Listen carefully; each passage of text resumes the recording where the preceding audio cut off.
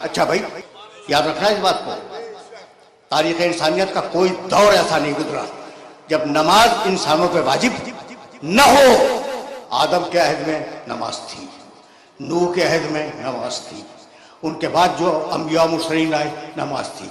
پھر پروردگار نے عجیب انداز سے حضرت ابراہیم کی دعا نقل فرمائی۔ واضح تصور ابراہیم کے حصے آتا ہے، ربنا انی اسکنت من ذریتی بواد غیر ذی زرع عند بیتک المکرم۔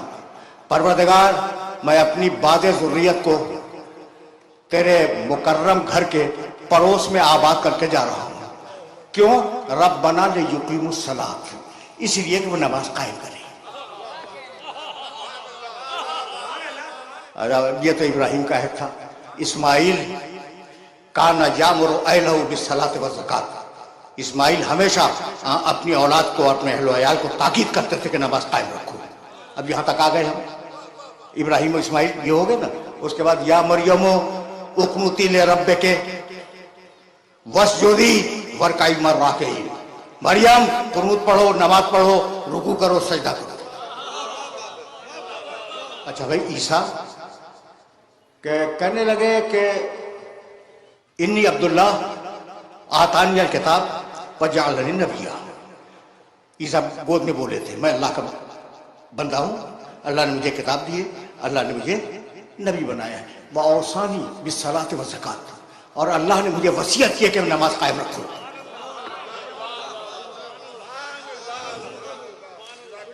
میں نے آدم علیہ السلام سے لے کر عیسیٰ علیہ السلام تک آپ کے سامنے مختصر سی تاریخ نماز کی بیان کر دی، ٹھیک ہے نا؟ تو اب ان کے ارکان کیا تھے، ان کے شرائط کیا تھے، مجھے نہیں معلوم، اور اگر کچھ توریت و انجیل میں مل جائے تو اسے بیان کرنے کا محل نہیں ہے۔ یہ میرا موضوع نہیں ہے کہ ان کی نمازوں کے ارکان کیا تھے، ان کے شرائط کیا تھے، ان کے لوازم کیا تھے، یہ میرا موضوع نہیں ہے۔ مسئلہ تو یہ ہے کہ اقیموا الصلاۃ لدلوک الشمس، تم نماز قائم کرو، اے مسلمانوں تم نماز قائم کرو، یہی ہے نا مسئلہ۔ تو اب ہم کیسے پڑھیں بھائی؟ ہم نماز کیسے پڑھیں بھائی؟ ہم سنت عیسیٰ پہ نہیں ہے، سنت موسیٰ پہ نہیں، ہم نماز کیسے پڑھیں؟ اچھا بھائی سوال ہے نا، تو اچھا بھائی ہم نے قرآن اٹھا لیا، اور قرآن اٹھانے کے بعد دیکھا قم اللیل الا قلیلا، قم قیام کرو، ایک آئٹم مل گیا مجھے، ٹھیک۔ پھر دوسرا آئٹم ملا ربک فکبر، تکبیرۃ الاحرام کو، یہ بھی مل گیا۔ ارکعوا واسجدوا، رکوع کرو سجدہ کرو، یہ بھی مل گیا۔ قیام بھی ملا، تکبیرۃ الاحرام بھی ملا، رکوع بھی ملا، سجدہ بھی ملا۔ بھائی مل گیا نہیں؟ میں اب کیا کروں گا؟ پہلے سجدہ کروں گا، اس کے بعد رکوع کروں گا، اس کے بعد قیام کروں گا، اس کا کہوں گا اللہ اکبر۔ یہ نماز منہ پہ مار دی جائے گی بھائی، ٹھیک ہے یا نہیں؟ اچھا تو اب کیا کریں؟ کہا صلو کما رأیتمونی اصلی۔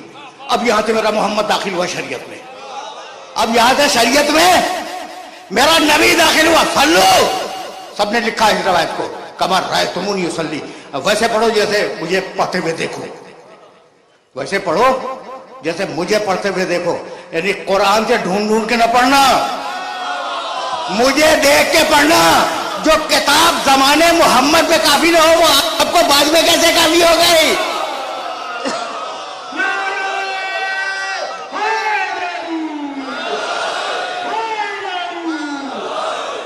دیکھنا بھائی میں تو بڑی احتیاط سے بات کرنے کا عادی ہوں، اور اتحاد بین المسلمین کا قائل ہوں، زبان سے نہیں دل سے، ٹھیک۔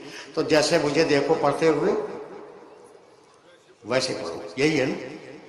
اچھا بھائی تو اب آپ کو پتا ہے کہ آج مسلمانوں نے جو مسجدیں بنائی ہوئی ہیں ان میں مختلف طریقے سے پڑھی جاتی ہیں، مختلف طریقوں سے پڑھی جاتی ہیں، آپ کے علم ہے نا بات؟ اچھا بھائی تو اب چھوڑو مکے کی زندگی کو، بات بہت لمبی ہو جائے گی، لیکن ایک بات اب مجھے سے سنو گے اور مجھے سے سنتے جاؤ۔ مکے کی زندگی کو تھوڑی دیر کے لیے چھوڑ دیں، مدینے کی زندگی جہاں رسول ایک سربراہ، اسلامی معاشرے کے سربراہ کی حیثیت سے تشریف فرما ہے، 10 برس رہے نا مدینے میں۔ اچھا بھائی 10 برس میں ایک دن میں کتنی نمازیں پڑھی؟ 5 مرتبہ۔ لوگوں کے سامنے جماعت پڑھاتے تھے. کتنی پڑھی بھائی ایک دن میں؟ 5 مرتبہ. اچھا بھائی اب روز 5 مرتبہ اگر 30 دن کا مہینہ فرض کیا جائے تو ایک مہینے میں کتنی ہوئی؟ 150.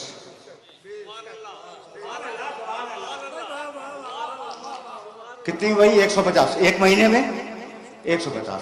اچھا بھائی اب 150 کو 12 مہینوں سے ضرب دے دو, کتنی ہوئی؟ 1800.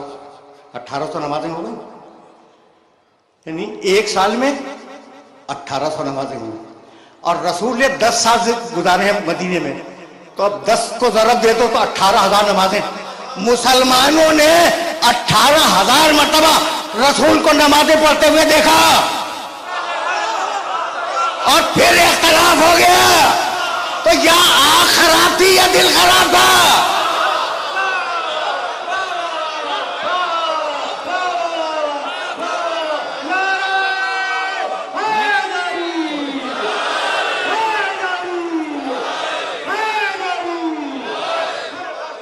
یہ تو حد ہو گئی نا کہ 18,000 مرتبہ دیکھا اور پھر نماز مرتب نہ کر سکے. اس لیے اب یا رسول اللہ آپ پر لازم ہے کہ اگر نماز چھوڑ کے جا رہے ہیں تو ایک نماز پڑھنے والا بھی چھوڑ کے جائے. اور جب تک دنیا میں نمازی ہیں ایک سچا نماز پڑھنے والے کا وجود ضروری ہے.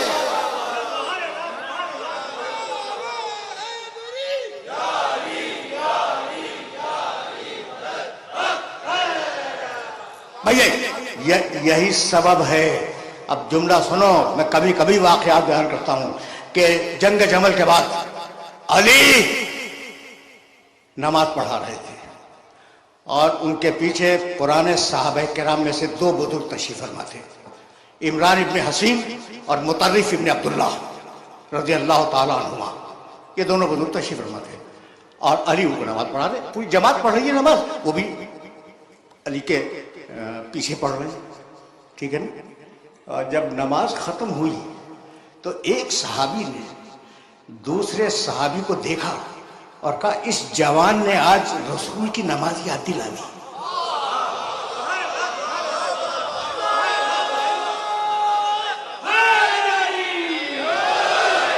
اس جوان نے آج رسول کی نماز یاد دلا دی. یعنی یہ جوان فقط منبر کا وارث نہیں ہے, مصلی کا بھی وارث ہے.